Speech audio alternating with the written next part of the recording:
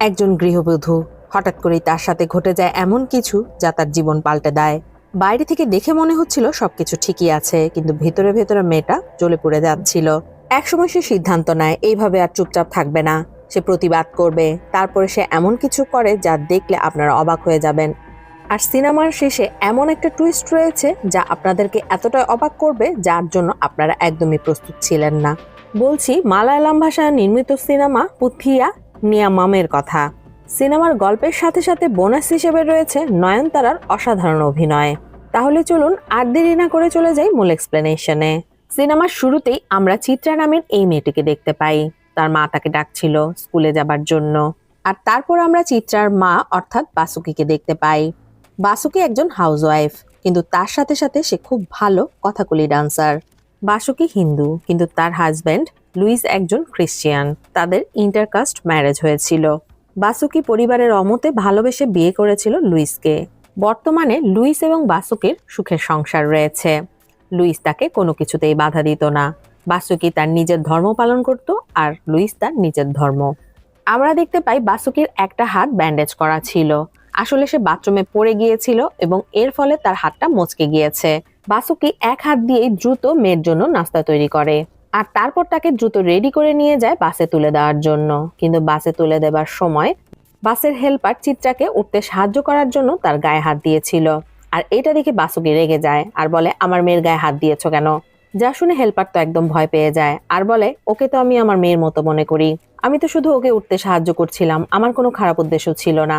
কিন্তু বাসুকির কাছে মনে হচ্ছিল চিত্রাকে সে খারাপ উদ্দেশ্যে টাচ করেছে। সেখানে আরো গার্ডিয়ানরা উপস্থিত ছিল, তারা বাসুকিকে থামায়। বাসুকির আচরণ তাদের কাছে অতিরিক্ত মনে হয়। এমনকি চিত্রার নিজের কাছেও তার মায়ের আচরণ অদ্ভুত লাগে। এরপর চিত্রা বাসে যেতে যেতে তার বাবার কথা মনে করতে থাকে, কারণ তার বাবা তার কাছে হিরো। আর তারপর আমরা চিত্রার বাবা অর্থাৎ লুইসকে দেখতে পাই। চিত্রার বাবা লুইস একজন অ্যাঙ্কর। সে একটা অনুষ্ঠান উপস্থাপনা করছিল, কিন্তু এটা তার মূল পেশা নয়। এর সাথে সাথে সে একজন অ্যাডভোকেট। সে মূলত ডিভোর্স কেসগুলোই হ্যান্ডেল করত। মেয়েকে বাসে তুলে দিয়ে এসে বাসুকি রান্না করছিল, আর তখন লুইস তার এক ক্লায়েন্টের সাথে কথা বলছিল। হঠাৎ সে রান্নাঘর থেকে কিছু একটা পোড়ার গন্ধ পায়। সে ছুটে গিয়ে দেখে রুটিটা পুড়ে যাচ্ছে।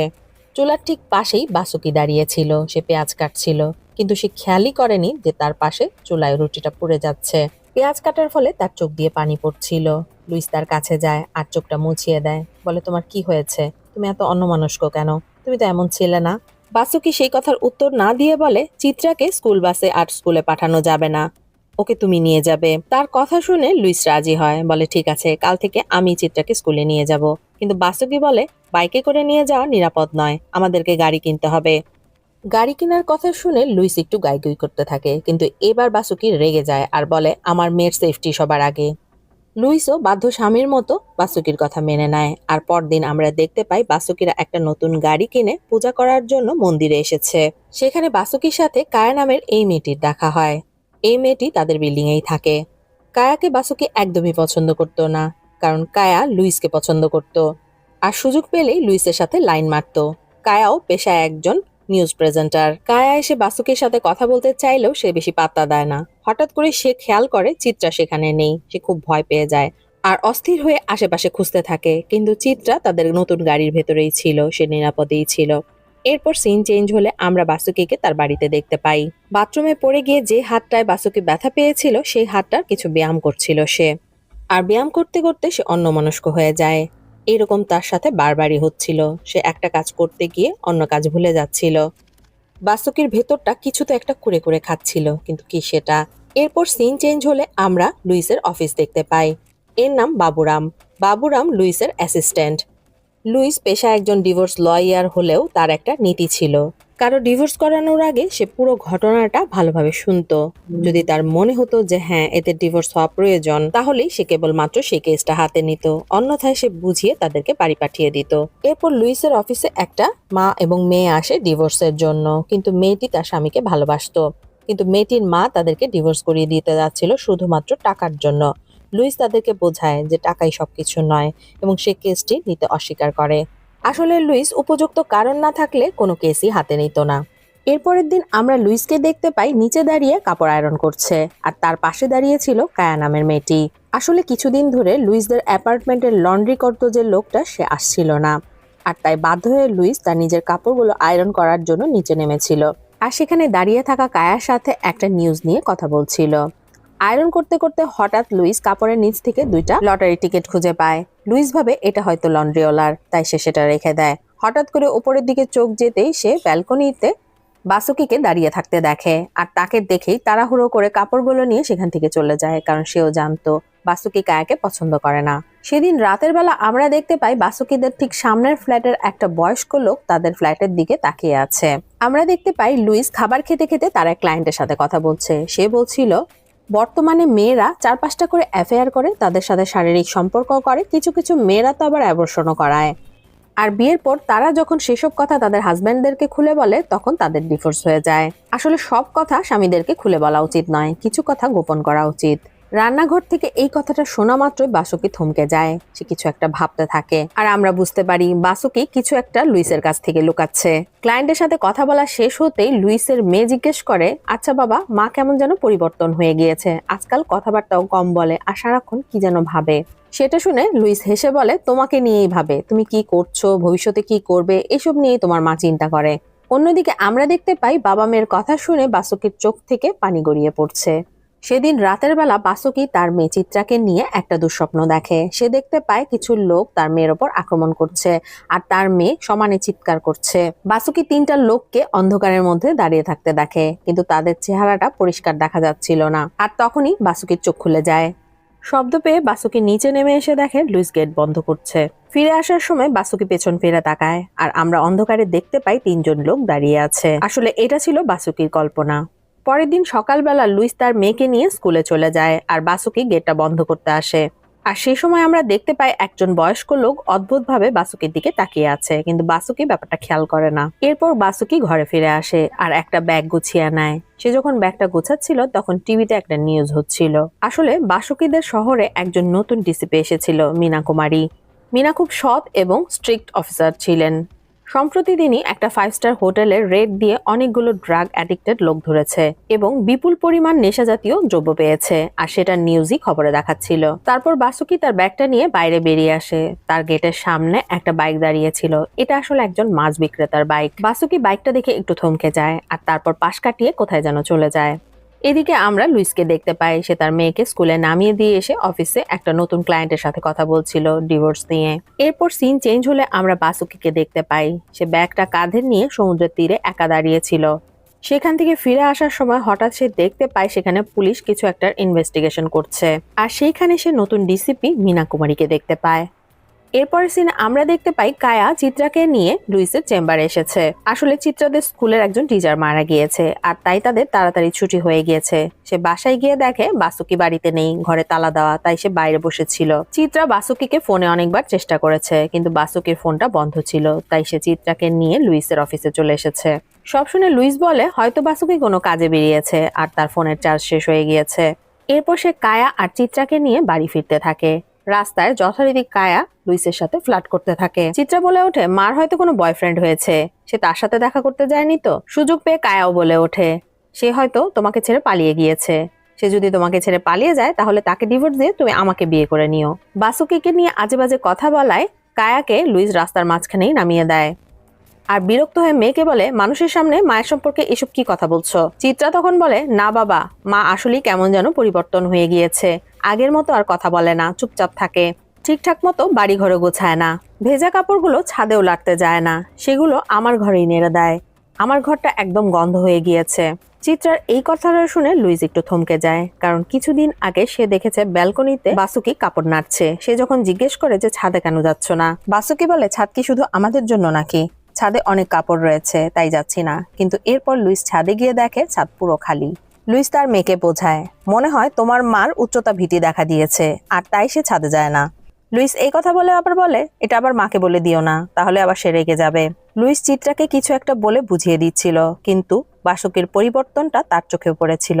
এরপর আমরা বাসুকিকে দেখতে পাই সে কথাগুলি নাচের জন্য মেকআপ নিচ্ছিল, আর তখন সেখানে লুইস আসে। সে এসে বলে আমি জানতাম তুমি এখানেই আছো, কিন্তু তুমি যে এখানে আসবে সেটা বলে আসা উচিত ছিল। তখনই পাশ থেকে আরেকজন কথাগুলি ডান্সার লুইসের সাথে কথা বলতে থাকে। তার সাথে কথা বলে সে যখন বাসুকির দিকে তাকায় তখন সে দেখতে পায় বাসুকি সেখানে নেই। এরপর আমরা ডিসিপি মীনা কুমারীকে দেখতে পাই। সে আসলে এই কথাগুলি ডান্সের অনুষ্ঠানের চিফ গেস্ট হিসেবে এসেছিল। মীনা কুমারী গাড়ি থেকে নামতে নামতে ফোনে কথা বলছিল। সে কাউকে বলছিল মেয়েটাকে পেয়েছি, কালই তাকে অ্যারেস্ট করব। এরপর কথাগুলি ডান্স প্রোগ্রামটা শুরু হয় আর আমরা দেখতে পাই সেই বৃদ্ধ লোকটা লুইসের সাথে কিছু একটা নিয়ে কথা বলছে। বাসুকির কথাগুলি ডান্স মীনা কুমারীর খুব পছন্দ হয়, তাই সে তার পাশে বসে থাকা মহিলার কাছ থেকে বাসুকি সম্পর্কে তথ্য জানতে চায়। আর তারপর আমরা দেখতে পাই অনুষ্ঠান শেষে রাতের বেলা লুইস বাসুকিকে নিয়ে বাড়ি ফিরছিল আর তখন একটা পুলিশের গাড়ি এসে বাসুকিদের বাইকের সামনে দাঁড়ায়। বাসুকি এবং লুইস কিছুটা ঘাবড়ে যায়। লুইস বলে আমরা হাজব্যান্ড ওয়াইফ আর আমরা কোনো বেআইনি কাজও করছি না। তখন মীনা কুমারী বলে সেজন্য নয়, আসলে আমার বাসুকির ডান্স খুব পছন্দ হয়েছে আর সেটা বলার জন্যই আমি এখানে এসেছি। তখনও বাসুকির মুখে রং মাখা ছিল, তাই তার চেহারাটা পুরোপুরি বোঝা যাচ্ছিল না। এরপর মীনা কুমারী বাসুকিকে বলে কখনো যদি তোমার পুলিশের কোনো সাহায্যের প্রয়োজন হয় তাহলে আমাকে কল করো, আমার ফোন নাম্বারটা রাখো। লুইস বলে তার দরকার হবে না, আপনার নাম্বার আমার কাছে আছে। এরপর ডিসিপি মীনা কুমারী সেখান থেকে চলে যায়। লুইস বলে ওর সাথে যোগাযোগ করার কোনো প্রয়োজন নেই, মহিলাদের অধিকারের কথা বলে বলে পুরুষদের 12টা বাজাচ্ছে। এরপর তারা বাড়ি ফিরে এলে লুইসকে তার মা ফোন করে। লুইসের মা এখনো বাসুকিকে মেনে নিতে পারেনি, কারণ তিনি চাইতেন বাসুকি হিন্দু থেকে খ্রিস্টান হয়ে যাক, আর তাই এত বছরেও সে ছেলের বাড়িতে কখনোই আসেনি। কথা বলা শেষ করে লুইস দেখতে পায় বাসুকি তার মেয়ের ঘরে শুতে এসেছে। লুইস বলে আজও তুমি এখানে থাকবে? বাসুকি বলে গতকাল রাতে চিত্রা ঘুমের মধ্যে ভয় পেয়েছিল, আজ তাই তার সাথেই থাকবো। লুইস বলে শুধু খালি মেয়ের খেয়াল রাখলেই চলবে, মেয়ের বাবারও তো খেয়াল রাখতে হবে। বেশ কিছুদিন ধরে তুমি আমার কাছ থেকে দূরে দূরে আছো। এ কথা বলে কিছুটা রাগ করে লুইস সেখান থেকে চলে যায় আর রাতের বেলা টিভি দেখতে দেখতে সোফায় ঘুমিয়ে যায়। বাসুকি এসে টিভিটা বন্ধ করে আর লুইসের ফোন থেকে ডিসিপি মীনা কুমারীর নাম্বারটা চুপি চুপি নিয়ে নেয়। তারপর দিন সকালবেলা আমরা লুইসকে দেখতে পাই, সে সাইকেল চালিয়ে কোথাও একটা যাচ্ছিল। লুইস আসলে তাদের সোসাইটির লন্ড্রিওয়ালা রামলালকে খুঁজতে গিয়েছিল। একটা লোকের কাছ থেকে রামলালের বাড়ির ঠিকানাটা সে জানতে পারে। সে যখন সেখানে যাচ্ছিল তখন একটা লোক রামলালকে ফোন করে বলছিল যে তোমার লটারি লেগে গিয়েছে, লটারির লোক তোমাকে ফোন করেছিল, তুমি তাড়াতাড়ি চলে আসো। আর ঠিক তখনই সেখানে লুইস পৌঁছে যায়। সে রামলালের কথা জিজ্ঞেস করলে লোকটি জানায় 2-1 দিনের মধ্যেই রামলাল বাড়ি থেকে ফিরে আসবে। এরপর আমরা মীনা কুমারীকে দেখতে পাই, সে ড্রাগ নিয়ে যারা কাজ করছে তাদেরকে ধরছিল। সে বলে 15 বছরের কম বয়সী ছেলেমেয়েরাই বেশি ড্রাগ নিচ্ছে। এর পরের সিনে আমরা ডিসিপি মীনা কুমারীকে একটা স্কুলে দেখতে পাই। সে আসলে ড্রাগ সম্পর্কে বাচ্চাদের মধ্যে সচেতনতা তৈরি করার জন্য একটা অনুষ্ঠানের আয়োজন করেছিল। সে যখন বক্তৃতা দিচ্ছিল তখন বাসুকি তাকে ফোন করে, কিন্তু ডিসিপি ব্যস্ত থাকায় বাসুকির ফোনটা রিসিভ করতে পারে না। অন্য একজনকে দিয়ে বলে যেই ফোন করেছে তাকে বলো কিছুক্ষণ পরে কল করতে। আর তখন সেখানে আমরা লুইসকেও দেখতে পাই। অন্যদিকে ডিসিপি কল না ধরায় বাসুকি অস্থির হয়ে পড়েছিল, কিন্তু তার কিছুক্ষণ পর ডিসিপি বাসুকিকে কল ব্যাক করে। বাসুকি নিজের পরিচয় দেয়, কিন্তু সে কিছু একটা বলতে ইতস্তত করছিল। আর তখন ডিসিপি তাকে বলে আমাদের দেশের মেয়েরা কমপ্লেন করতে ভয় পায়, কিন্তু তুমি আমাকে একজন বন্ধু বা বোন ভেবে নির্দ্বিধায় তোমার প্রবলেমের কথা খুলে বলতে পারো। আমি কথা দিচ্ছি সেগুলো গোপন রেখে আমি তোমাকে সাহায্য করব। এরপর বাসুকি বলতে শুরু করে। সে বলে আমাদের সোসাইটিতে 2 জন লোক আছে যারা আমাকে বিরক্ত করে, আকার ইঙ্গিতে খারাপ কথা বলে। একজন হচ্ছে মাছ বিক্রেতা সুরা এবং অপরজন হচ্ছে ফল বিক্রেতা শিবু। ডিএসপি মীনা কুমারী জিজ্ঞেস করে অন্য কেউ কেন কমপ্লেন করছে না। তখন বাসুকি বলে অন্যরা এটাকে মজা হিসেবে হেসে উড়িয়ে দেয়, কিন্তু আমার কাছে এই ডাবল মিনিং এ কথা বলাটা একদমই পছন্দ হয় না। মীনা কুমারী বলে ঠিক আছে, আমি ব্যবস্থা নিচ্ছি।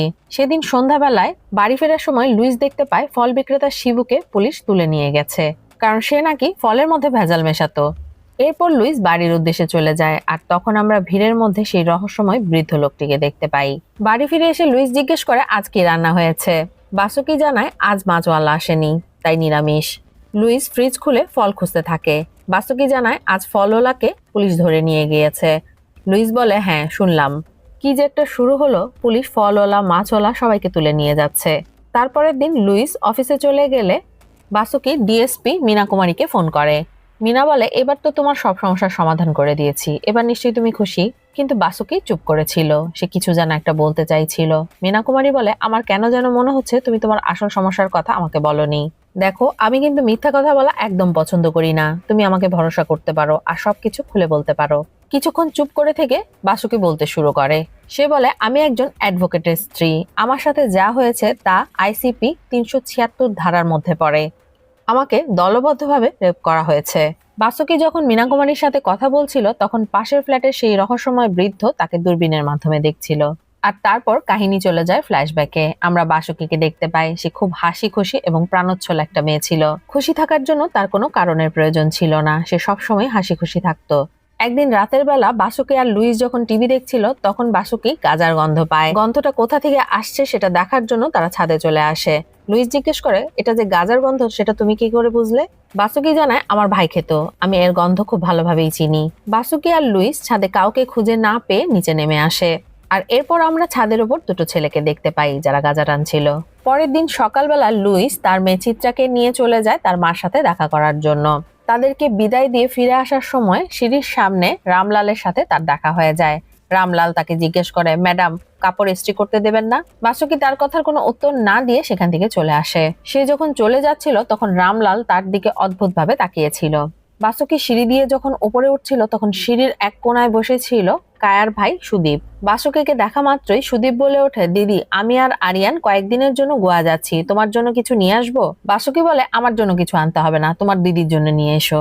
ঘরে ফিরে বাসুকি তার ডান্স প্র্যাকটিস করছিল, কিন্তু তখনই বৃষ্টি শুরু হয় আর সে ছুটে যায় ছাদে কাপড়গুলো নিয়ে আসার জন্য। সে যখন তাড়াহুড়ো করে কাপড়গুলো তুলছিল তখন সে দেখতে পায় দূরে আরিয়ান দাঁড়িয়ে আছে এবং আরিয়ান তার কথাগুলি নাচের মুকুটটা পরে আছে আর তার দিকে তাকিয়ে হাসছে, যা দেখে বাসুকি কিছুটা বিরক্ত হয় আর তার মুকুটটা ফেরত চায়। আরিয়ানকে এইভাবে হাসতে দেখে সে বলে, আমি কিন্তু তোমার মার কাছে বলে দেব। আরিয়ান বলে, মা তো বাড়িতে নেই, মা তো মন্দিরে গেছে, কাল ফিরবে। আমি যাইনি। আমি কেন যাইনি জানো? আমি তো দেবীর দর্শন এখানে করব। আচ্ছা বাসুকি মানে কি, সাপের দেবী? এরপর সে বাসুকির খুব কাছে এসে জিজ্ঞেস করে, আচ্ছা তুমি কি পারফিউম ব্যবহার করো, এত সুন্দর স্মেল হয়? আরিয়ান তার সাথে অসভ্যতা করতে দেখে বাসুকি বিরক্ত হয়ে ছাদের দরজার দিকে যেতে থাকে, কিন্তু সেখানে দাঁড়িয়ে ছিল কায়ার ভাই সুদীপ। বাসুকি তাকে সরে যেতে বললেও সে সরে যাচ্ছিল না, আর তখন পেছন থেকে আরিয়ান তার মুখটা চেপে ধরে আর সুদীপ তার পা গুলো ধরে ফেলে। তাকে উঠিয়ে যখন নিয়ে যাচ্ছিল তখন বাসুকি কোনো রকমে তাদেরকে ধাক্কা দিয়ে ফেলে দরজার কাছে ছুটে আসে, কিন্তু সে দেখতে পায় দরজাটা বাইরে থেকে বন্ধ আর সেখানে লন্ড্রিওয়ালা রামলাল দাঁড়িয়ে ছিল। আসলে সুদীপ আর আরিয়ানের সাথে রামলালও জড়িত ছিল। দরজা দিয়ে বেরোতে না পেরে বাসুকি ছাদের কিনারায় চলে আসে আর চিৎকার করতে থাকে, কিন্তু আশেপাশে আর কোনো বিল্ডিং ছিল না আর তাদের বিল্ডিংটা অনেক উঁচু হয়, নিচেও শব্দ যাচ্ছিল না। আর তারপর রামলালও ছাদে চলে আসে। কোনোভাবেই বাসুকিকে কাবু করতে না পেরে একসময় রামলাল তাকে মারতে শুরু করে আর ধাক্কা দিয়ে ফেলে দেয়, আর তখনই বাসুকির একটা হাত ফ্র্যাকচার হয়ে যায়, যেটা আমরা সিনেমার শুরুতেই দেখেছিলাম। আর তারপর আরিয়ান আর সুদীপ তাকে টেনে নিয়ে যায় ছাদের এক কিনারায়। বাসুকি তখনও ছটফট করছিল। আরিয়ান তখন তাকে বলে, একদমই ভয় পেও না, আমরা এর আগেও আরো 5 জনের সাথে এই কাজ করেছি, তুমি 6 নম্বর। আর যদি তারপরেও কথা না শোনো তাহলে কিন্তু এই কলমের মধ্যে ক্যামেরা রয়েছে, সবকিছু ভিডিও করে আপলোড করে দেব। আর তারপর তারা 3 জন পালাক্রমে বাসুকিকে রেপ করে। এক পর্যায়ে বাসুকি অজ্ঞান হয়ে যায় আর তাকে সেখানে ফেলে রেখে তারা চলে যায়। অন্যদিকে আমরা লুইসকে দেখতে পাই, সে তার মার সাথে দেখা করতে গিয়েছে। এত বছরেও লুইসের মা বাসুকিকে মেনে নিতে পারেনি। লুইসের বোন হাসতে হাসতে বলে, তোমাদের বিয়ে ভেঙে যাওয়ার জন্য গতকাল রাতেও মা মোমবাতি জ্বালিয়েছে চার্চে। লুইস বলে, সেটা কখনোই সম্ভব নয়, যত দিন যাচ্ছে আমাদের সম্পর্ক আরো দৃঢ় হচ্ছে। লুইসের মা রাগ করে সেখান থেকে চলে যায়। অন্যদিকে আমরা বাসুকিকে দেখতে পাই, তার জ্ঞান ফিরে এসেছে। জ্ঞান ফিরে আসলে সে হাউমাউ করে কাঁদতে থাকে। পাশে তখনও আরিয়ানের শার্ট এবং সেই কলম ক্যামেরাটা পড়েছিল। বাসুকি এরপর বাসায় ফিরে আসে আর এই পুরো ঘটনাটাই সে সবার কাছ থেকে লুকিয়ে রাখে। কাহিনী আবারও প্রেজেন্টে চলে আসে। বাসুকি বলে, সেদিন 3 জন মিলে আমার শরীরটা নয় আমার মনটাকে শেষ করে দিয়েছে। সেদিন নিজের প্রতি প্রচন্ড ঘৃণা হচ্ছিল। লুইস ফিরে আসার আগেই নিজেকে শেষ করে দিতে চেয়েছিলাম, কিন্তু তারপরে ভাবলাম আমি তো কোনো দোষ করিনি, আমি কেন নিজেকে শেষ করে দেব? আমার সাথে সাথে কেন আমার মেয়ে এবং আমার স্বামী সাফার করবে? আর তাছাড়া ওই জানোয়ারগুলোকে ছেড়ে দিলে ওরা অন্য কারো সর্বনাশ করবে। আর তখন থেকে আমি প্রতিজ্ঞা করি এদেরকে শাস্তি দিতেই হবে। তারপরের দিন লুইস এবং চিত্রা ফিরে আসে, সাথে আমার শাশুড়িও আসে। এত বছর পর তিনি আমাদের মেনে নিয়েছিলেন, কিন্তু আমি তো ভেতর থেকে শেষ হয়ে গিয়েছিলাম। যদি আসল ঘটনা তারা জানতে পারে তাহলে সবাই আমাকে ঘৃণা করবে। লুইস আমাকে ডিভোর্স দেবে। সব শুনে মীনা কুমারী বলে, আমি কেস ফাইল করছি, 1 মিনিট লাগবে তাদেরকে ধরে নিয়ে আসতে। কিন্তু বাসুকি বলে, আমি আইনের ভরসায় তাদেরকে ছাড়তে চাই না, আর লোক জানাজানি হলে আমারই বদনাম হবে, ওদের কিছু হবে না। আমি ওদেরকে আইনের মাধ্যমে নয়, আমি নিজে ওদেরকে শাস্তি দিতে চাই। মীনা কুমারী তাকে অনেক বোঝানোর চেষ্টা করে, এটা তোমার কাজ নয়, এটা আইনের কাজ, আইন ওদেরকে শাস্তি দেবে। কিন্তু বাসুকি বলেন, না, আমি নিজ হাতে ওদেরকে শাস্তি দেব, আর এজন্যই আমি বেঁচে আছি। আরিয়ানা সুদীপ গোয়া গিয়েছে, 1 মাস হয়ে গিয়েছে, তাদের ফিরে আসার সময় হয়েছে। আর রামলাল সেদিনই পালিয়ে গিয়েছিল। তারা ফিরে আসলেই আমি আমার প্রতিশোধ নেব। সে মীনা কুমারীকে রিকোয়েস্ট করে, আপনাকে আমার সাথে থাকতে হবে, একজন পুলিশ হয়ে নয়, আমার বোন হয়ে।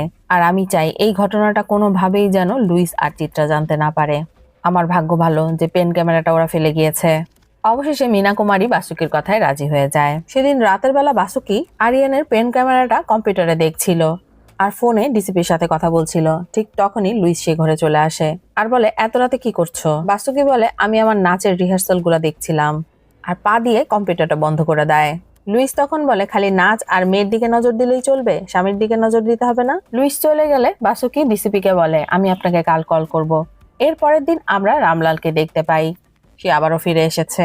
আসলে সে লটারিতে 10,000 টাকা জিতেছিল আর সেটা নেওয়ার জন্যই সেখানে এসেছে। লটারির টাকা নেওয়ার সময় লোকটা বলে, তুমি আজ 10,000 টাকা জিতেছ, কাল হয়তো কোটি টাকা জিতবে, তুমি এখন যেখানে কাজ করছো সেই জায়গাটা ছেড়ে যেও না। আর তখনই রামলাল বাসুকি আর লুইসকে দেখতে পায়। বাসুকিকে একদম নর্মাল লাগছিল। রামলাল ভাবে তাহলে হয়তো কোনো সমস্যা হয়নি, বাসুকি কাউকে এই ঘটনার কথা জানায়নি, আর তাই সে সাহস করে সোসাইটিতে ফিরে আসে। সে যখন সোসাইটিতে ফিরে আসছিল তখন দেখা যায় সাংবাদিকরা আরিয়ানের বাবার ইন্টারভিউ নিচ্ছে। আসলে তাকে বেস্ট টিচার অ্যাওয়ার্ড দেওয়া হয়েছে।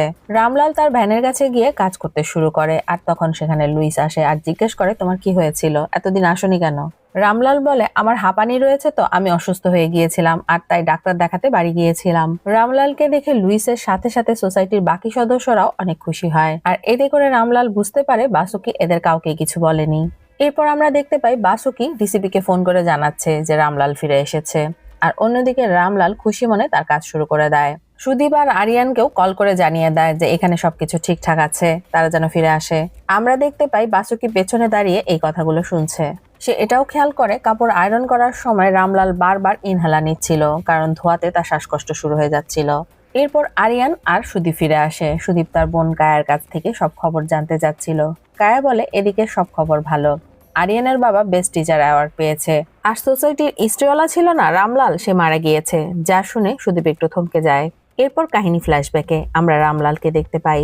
রামলাল তার কাজ করছিল, কয়লার ইস্ত্রিতে সে ফু দিচ্ছিল আর তখন তার শ্বাসকষ্ট শুরু হয়। আর সে তার ইনহেলারটা বের করে ইনহেলারটা টানতে থাকে আর তখনই তার দম বন্ধ হয়ে আসে আর সেখানে এসে ছটফট করতে করতে মারা যায়।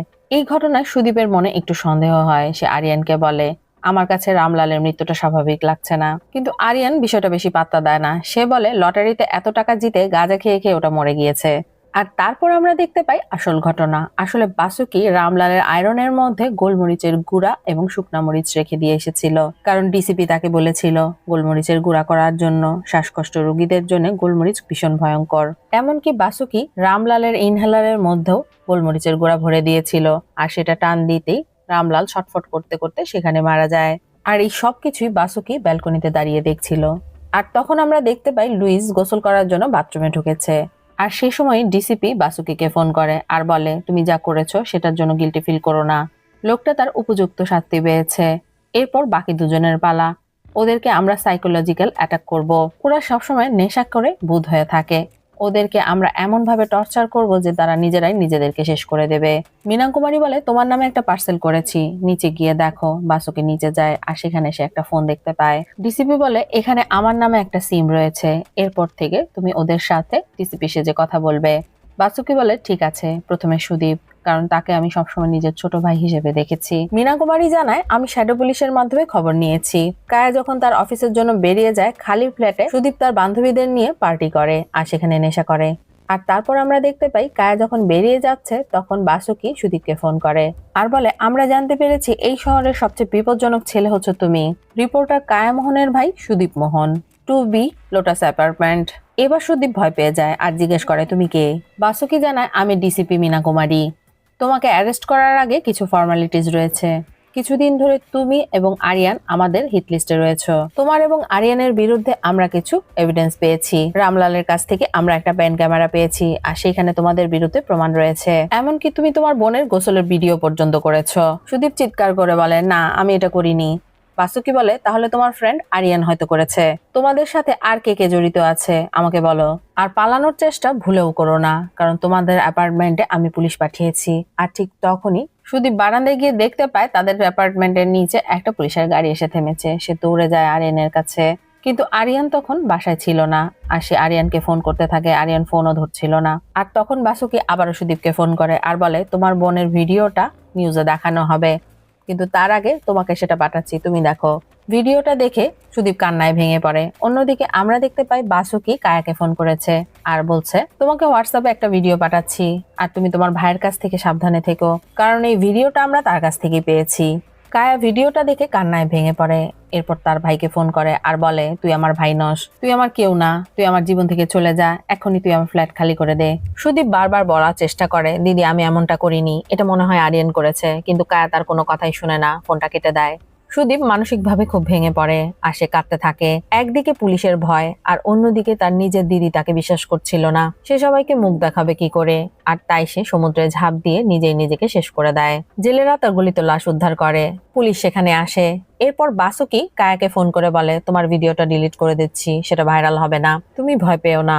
আমরা দেখতে পাই সুদীপকে দেখার জন্য আরিয়ানও সেখানে ছুটে আসে। আর তখন আরিয়ানের ফোনে বাসুকি ফোন করে আর বলে আমি ডিসিপি মীনা কুমারী, আমরা জানতে পেরেছি সুদীপের মারা যাওয়ার পেছনে তোমার হাত রয়েছে, আর তার ফোনে লাস্ট ডায়াল করা কলও তোমার নাম্বার ছিল। তাছাড়াও সুদীপের ফোনে কায়ার একটা ভিডিও ক্লিপ পেয়েছি, কায়া বলেছে সেটা তুমি শুট করেছো। তুমি পালানোর কথা একদম ভেবো না, কারণ পুলিশ তোমার উপর নজর রাখছে। আর ঠিক তখনই পেছন থেকে একজন পুলিশ তার কাঁধে হাত রাখে। পুলিশটি জিজ্ঞেস করে তুমি সুদীপের বন্ধু, তোমার স্টেটমেন্ট লাগবে, থানায় চলো। আর তখন সেখানে লুইস আসে আর বলে স্যার দেখছেন তো ছেলেটা ভেঙে পড়েছে, ও কাল সকালে গিয়ে স্টেটমেন্ট দিয়ে আসবে। পুলিশ চলে গেলে লুইস বলে আমার মনে হচ্ছে সে নিজেই নিজেকে শেষ করেনি, এটা মার্ডার কেস। আরিয়ান তো আরো ঘাবড়ে যায়। এরপর আমরা দেখতে পাই ডিসিপি মীনা কুমারী একটা সংবাদ সম্মেলন করছে। সেখানে তিনি বলেন কিছু মিডিয়া বলছে এটা মার্ডার, কিন্তু আমরা যে ইনভেস্টিগেশন করেছি তাতে পরিষ্কার সুদীপ নিজেই নিজেকে শেষ করে দিয়েছে, এটা কোনো মার্ডার কেস নয়। এরপর সিন চেঞ্জ হলে আমরা বাসুকিকে দেখতে পাই, সে সেলাই করছিল, লুইস তার পাশেই দাঁড়িয়েছিল। লুইস একটা কাজে বেরিয়ে যেতেই ডিসিপি মীনা কুমারী বাসুকিকে ফোন করে। তারপর আমরা আরিয়ানকে দেখতে পাই, সে একটা আন্ডার কনস্ট্রাকশন হতে থাকা বিল্ডিং এ মাতাল হয়ে পড়েছিল। আর তার ফোনটা অন করতেই বাসুকি তাকে কল করে আর বলে আমাকে চিনতে পেরেছো তো, আমি ডিসিপি মীনা কুমারী, গত 48 ঘন্টা ধরে পুলিশ তোমাকে খুঁজছে। ফোন বন্ধ করে তুমি কোথায় বসে আছো, তোমার সমস্ত অপকর্ম ফাঁস হয়ে গিয়েছে, আর এসব জানতে পেরে তোমার বাবা নিজেই নিজেকে শেষ করে দিয়েছে। তোমার কাছে পুলিশ আসছে, তুমি আর বাঁচতে পারবে না, পালানোর চেষ্টা করো না। এসব শুনে আরিয়ান ফোনটা কেটে দিয়ে পালাতে থাকে। আর তখনই নিচে পুলিশের গাড়ির সাইরেন শুনতে পায়। আরিয়ানের সামনে আর কোনো পথ খোলা ছিল না, সে নিচে নামার বদলে এবার ছাদে উঠতে থাকে আর ছাদ থেকে ঝাঁপিয়ে পড়ে নিজের জীবন দিয়ে দেয়। আর পুলিশের গাড়িটাও সেখান থেকে চলে যায়। আর তারপর বাসুকি খবর পায় আরিয়ানের লাশটা সৎকার করার জন্য নিয়ে যাওয়া হচ্ছে। আর এটা শুনে এতদিন পর বাসুকি ছাদে ওঠে। ছাদ থেকে সে দেখতে পায় অ্যাম্বুলেন্সে করে আরিয়ানের লাশটা নিয়ে যাওয়া হচ্ছে। সেদিন রাতে ডিসিপি তাকে ফোন করে আর বলে আর কেউ বাকি নেই তো, আমি এই কেসটা ক্লোজ করে দিচ্ছি। কথাটা শুনে বাসুকি হাউমাউ করে কাঁদতে থাকে, এতদিনে সে মুক্তি পেয়েছে। মীনা কুমারী বলে তুমি কাঁদছো কেন, তুমি তো নিজের হয়ে এবং সেই সব মহিলার হয়ে প্রতিশোধ নিয়েছো যারা এদের দ্বারা অত্যাচারিত হয়েছিল, তুমি তো আজ বিজয়ী হয়েছো। আজ থেকে তোমার সাথে এই নাম্বারে আমার আর কোনো কন্ট্যাক্ট হবে না, আমি তোমাকে চিনি না আর তুমিও আমাকে চেনো না। এরপর ক্যামেরাটা ছাদের দিকে নিয়ে যাওয়া হয় আর এইখানেই আসে মুভির আসল টুইস্ট। আমরা দেখতে পাই ছাদে দাঁড়িয়ে লুইস কথা বলছে। সে বলছে যে ঘটনা তোমার সাথে ঘটে গেছে সেটা তোমার মেয়ে বা তোমার স্বামীর জানার কোনো প্রয়োজন নেই, তাহলে তুমি আর সেই পুরনো ভাসুকি হতে পারবে না, তুমি আজ থেকে আবার সেই পুরনো ভাসুকি। ভাসুকি তো ডিসিপি মীনা কুমারীর সাথে কথা বলছিল, তাহলে এখানে লুইস আসলো কি করে? আসলে এতদিন বাসুকি ডিসিপি মীনা কুমারীর সাথে নয়, লুইসের সাথে কথা বলছিল। এরপর কাহিনী চলে যায় ফ্ল্যাশব্যাকে। আমরা ঘটনার দিন দেখতে পাই পাশের ছাদ থেকে সেই বৃদ্ধ লোকটি বাসুকির সাথে হয়ে যাওয়া সেই ঘটনাটা দেখছে। আর তারপর সে লুইসকে সবকিছু খুলে বলেছিল। সে বলে আমি সেদিন ভয় পেয়ে গিয়েছিলাম, তাই কাউকে কিছু বলতে পারিনি। তুমি যে সমস্ত ঘটনাটা জেনে গিয়েছো সেটা বাসুকিকে বলো না। লুইস কোনো কথা না বলে সেখান থেকে সেদিন চলে এসেছিল। আর তারপর সে বাসুকির হাতে ওদের কামড়ের চিহ্নও দেখেছিল। বাসুকি বারবার লুইসকে বলেছিল আরিয়ানের কথা, কিন্তু লুইস বিশ্বাস করেনি। লুইস কি করবে, কষ্টে তার বুকটা ফেটে যাচ্ছিল। আর তারপর যখন মীনা কুমারীর সাথে সেদিন লুইসদের দেখা হয়েছিল, সেদিনই সে সিদ্ধান্ত নেয় ডিসিপি মীনা কুমারী সেজে সে বাসুকিকে প্রতিশোধ নিতে সাহায্য করবে। আর তারপর লুইস নিজের একটা নতুন নাম্বার মীনা কুমারীর নাম দিয়ে সেভ করে রেখেছিল, যে নাম্বারটা বাসুকি সেদিন রাতে তার ফোন থেকে নিয়েছিল। আর তারপর সে ফোনে অ্যাপ ইউজ করে মহিলা কণ্ঠ বানিয়ে বাসুকির সাথে কথা বলে। আর তাছাড়াও সেদিন ফলওয়ালা এবং মাছওয়ালাকেও সে তার লোক দিয়ে উঠিয়ে নিয়ে গিয়েছিল। এই কাজটা করেছিল লুইসের অ্যাসিস্ট্যান্ট, সে ফেক পুলিশ ইউনিফর্ম পরে ওদেরকে তুলে নিয়ে গিয়েছিল। ফ্ল্যাশব্যাকে সব ঘটনাগুলোই দেখানো হচ্ছিল। আর সেদিন আরিয়ান যখন পুলিশ থেকে ভয় পেয়ে নিজেকে শেষ করে দিয়েছিল, সেদিন আসলে একটা সাধারণ গাড়িতে স্টিকার লাগিয়ে লুইস সেখানে গিয়েছিল, আর এইভাবেই বাসুকিকে কোনো কিছু জানতে না দিয়ে তাকে সাহায্য করেছিল। আমি যাদেরকে মেরে ফেলেছি তারা কেউই ভালো লোক ছিল না, তাদের এইভাবেই শাস্তি পাওয়া উচিত ছিল, আর আমি কোনো গিল্টি ফিলও করছি না। এরপর আমরা দেখতে পাই মীনা কুমারী লুইসের কাছে এসেছে তার ডিভোর্সের জন্য। লুইসের সাথে কথা বলা শেষ করে মীনা কুমারী যখন বেরিয়ে যাচ্ছিল, তখন সেখানে বাসুকি বসেছিল। মীনা কুমারীকে দেখে সে এগিয়ে আসছিল, কিন্তু তাকে মীনা কুমারী না দেখে বাইরে বেরিয়ে যায়। আর তখন বাসুকির মীনা কুমারীর শেষ কথাগুলো মনে পড়ে যায়। সে বলেছিল, বাইরে কোথাও দেখা হলেও আমরা একজন আরেকজনকে চিনি না। আর তাছাড়া মীনা কুমারীর বদলিও হয়ে গিয়েছিল, সে আর কিছু দিনের মধ্যেই এ এলাকায় ছিল অন্য এলাকায় চলে যাবে। বাড়ি ফিরতে ফিরতে বাসুকি হঠাৎ বলে ওঠে, অনেকদিন কোথাও ঘুরতে যাইনি, চলো কোথাও ঘুরতে যাই। লুইসও হাসি মুখে রাজি হয়ে যায়, আর এইখানেই সিনেমাটা শেষ হয়ে যায়। বাসুকি আবারও সাধারণ জীবনে ফিরে যাচ্ছিল। অসাধারণ এই সিনেমার কাহিনীটি আপনাদের কাছে কেমন লেগেছে? যদি ভালো লাগে তাহলে অবশ্যই কমেন্ট করে সেটা জানাবেন। আর এইরকম অসাধারণ আরো মাস্টারপিস থ্রিলার মুভির কাহিনী পেতে আমার চ্যানেলটা সাবস্ক্রাইব করে পাশে থাকবেন। আজকের মতো আমি এখানেই বিদায় নিচ্ছি, আবার হাজির হয়ে যাব অন্য কোনো মুভির গল্প নিয়ে। সবাই ভালো থাকবেন, ধন্যবাদ।